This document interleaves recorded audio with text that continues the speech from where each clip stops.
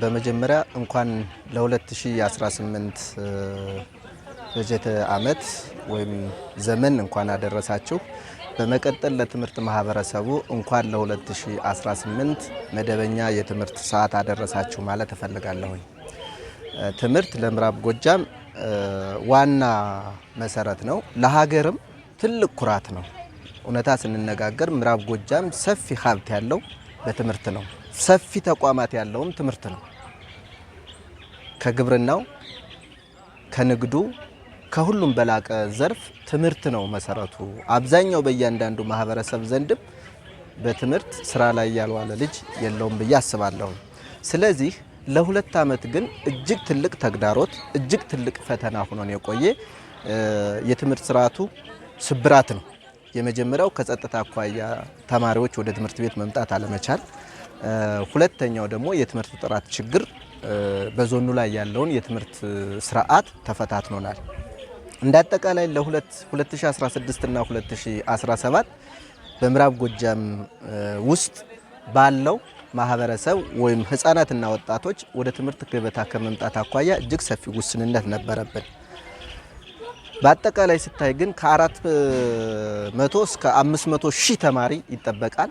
በ2016 አንድም ተማሪ አልተመዘገበም።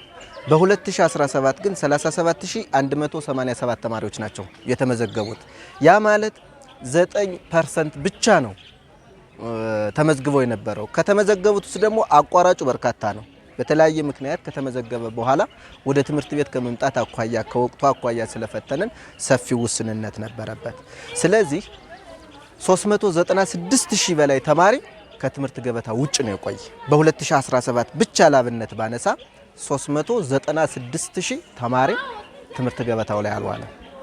ከእቅዱ ውስጥ 9% ብቻ ነው በትምህርት ገበታ ላይ የነበሩ። ስለዚህ እኛ ከሀገር እኛ ከክልል ውድድር ውጭ ሆነናል።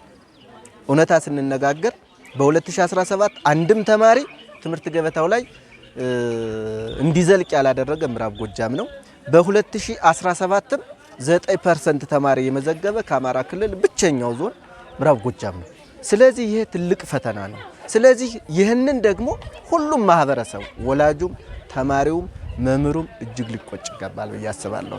ምክንያቱም ማህበረሰባችን አማራጩ ትምህርትና ትምህርት ከሆነ ሁላችን ትኩረት አድርገን መስራት አለብን። አመራሩም ቢሆን አጀንዳው ማድረግ ያለበት፣ ማህበረሰቡም ቢሆን አጀንዳውን ማድረግ ያለበት፣ ምሁሩም ቢሆን አጀንዳ ማድረግ ያለበት ትምህርት ነው።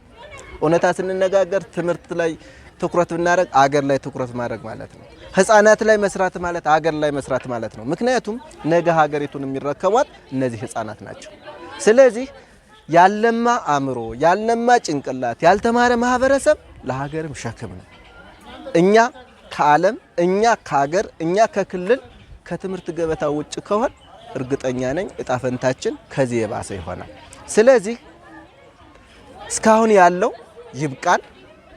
2018 ግን ለትምህርት እንነሳ፣ ትምህርት ላይ ትኩረት እናድርግ፣ ትምህርት ላይ ሁሉ ባለቤት ይሁን ነው። አሁን እኛ ትምህርት የፖለቲካ አጀንዳ አይደለም። ትምህርት የትውልድ ቅብብሎሽ ጉዳይ ነው። ትምህርት ህፃናትን ወደ አገር ተረካቢ ማድረስ ነው። ስለዚህ እዚህ ላይ ትልቅ ትኩረት ማድረግ ይጠበቅብናል ብዬ አስባለሁ። ይህንን ካልኩ በ2018 እንደ ዞናችን 426029 ተማሪ እንድንመዘግብ ይፈለጋል። እንደ ምዕራብ ጎጃም ትልቅ የትምህርት ጸጋ ትምህርት ሰፊ የማህበረሰብ ግንዛቤ ባለው ግን ከጸጥታ አኳያና ከ2016 እና 17 ዓመተ ምህረት የተነሳ ትልቅ ተግዳሮት ሆኖብናል።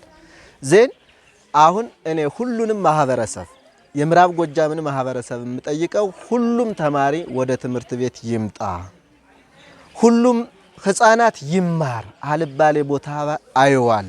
ህፃናት ያላስፈላጊ ሰቆቃ እየደረሰባቸው ነው። ሱሱ የገቡ አሉ፣ ያለ እድሜ ጋብቻ የደረሰባቸው አሉ፣ ተቋማት ተጎሳቁለዋል። ስለዚህ ጸጋችንን ሳንጠቀም ወደ ኋላ እየቀረን ነው። ስለዚህ በውስጥም በውጭም ማንኛውም በምዕራብ ጎጃም ዞን ያለ ትውልደ ኢትዮጵያዊ የምዕራብ ጎጃም ትምህርት ወደ ነበረበት ቀልብ ወደ ነበረበት ጸጋ እንዲመለስ ሁሉም ርብርብ ማድረግ ይጠበቅበታል። በሁሉም ወገን ላይ ያለ ትምህርትን አጀንዳ ማድረግ የለበት። ትምህርት ልጆች እንዲማሩ፣ ልጆች እንዲያድጉ፣ ልጆች እንዲበለጽጉ፣ ልጆች ሀገርን እንዲረከቡ፣ ነገ የተሻለ አገልግሎት እንዲያደርጉ ማድረግ ነው። ሌላ ዓላማ የለውም። ስለዚህ እዚህ ላይ ሰፊ ትኩረት አድርገን ሁላችንም ባለቤት ልጆቻችንን ወደ ትምህርት ቤት መላክ፣ ትምህርት ቤታችንን በባለቤትነት መጠገንና ማደስ የሁሉም ማህበረሰብ የሥራ ድርሻ፣ የሁሉም ማህበረሰብ ባለቤትነት መሆን አለበት ብዬ የአደራ መልእክት ነው ማስተላለፍ የምፈልገው። ትምህርት ማህበረሰቡ ወደ ትምህርት ቤት፣ ማህበረሰቡ የትምህርት ባለቤትነት መሆን አለበት። አምና ካምና በፊት ተጎዶ እውነታ ስንነጋገር የሚመረቅ ተማሪ ነበረ። ዩኒቨርሲቲ የሁለተኛ ዓመት ዘንድሮ የሶስተኛ ዓመት ተማሪዎች ናቸው። 2016 ዩኒቨርሲቲ መግባት የሚችሉ ተማሪዎች 2017 እየተፈተነ ነው። 2017 መፈተን የሚገባው ዛሬ ስንት ነበር መሆን የነበረበት?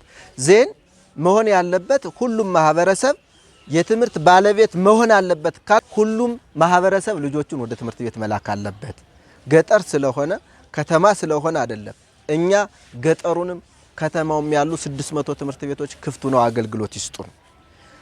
600 ትምህርት ቤት አገልግሎት ሰጡ ማለት ተማሪዎች በአቅራቢያቸው መማር አለባቸው። በነገራችን ላይ አቅም ያለው ማህበረሰብ እኮ አዲስ አበባ፣ አቅም ያለው ባህር ዳር ሰዶ እያስተማረ ነው። አሁን እየተጎዳ ያለ አንድ ህፃናት ናቸው። ሁለተኛ ኢኮኖሚካል ችግር ያለባቸው ወላጆች መስደድ አልቻሉ። ስለዚህ አጀንዳችን ማስተማር መሆን አለበት ያልኩኝ ያልተመዘገቡት ወደ ትምህርት ቤት እንዲመጡ፣ የተመዘገቡት ደግሞ ትምህርታቸውን በትኩረት እንዲያደርጉ ነው። እኛ ዛሬ ኖርማል ወይም መደበኛ ትምህርትን ጀምረናል። ነገም ከነገ ወዲያም የሚመጡትን ቀጥታ እየመዘገብን ማስተማር ነው የምንፈልግ። አንድም ጊዜ ማባከን የለብንም። 2018 ለምዕራብ ጎጃም የቁጭት የማካካሻ ጊዜ ነው። ምክንያቱም የ2 ዓመት ተግባር የምንሰራበት ነው። እንደ ሀገር በአንድ ቀን የ5 ቀን ያህል ጉልበት ማውጣት አለብን ብለን ያሰብነውን እኛ እንደ ትምህርት የ3 ዓመቱን ብክነት 1 ዓመት ለመሸፈን ትልቅ ትኩረት፣ ትልቅ አጀንዳ፣ ትልቅ ቁጭት ይዘን ሰራዊታችንን የትምህርት ሰራዊት ስል መምህራንን፣ እርሳነ መምህራንን፣ የተማሪ ወላጆችን፣ ተማሪዎችን ይዘን የ3 ዓመቱን ማካካሻ የቁጭት እቅድ አቅደን ወደ ተግባር የገባንበት ነው። ስለዚህ አንድም ተማሪ ከትምህርት ገበታ ውጭ መሆን የለበትም።